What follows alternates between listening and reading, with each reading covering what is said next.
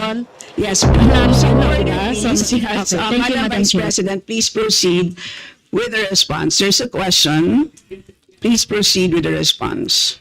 Madam Chair, I do not understand bakit a person convicted of child abuse is still sitting in a seat.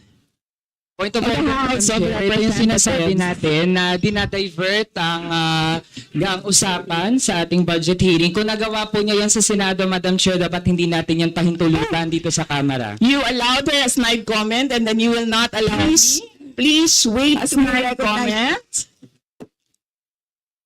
Excuse me, our members and our guests. I warn you. Please wait Don't to go be to this rabbit acknowledged. hole. Please wait to be acknowledged before you speak.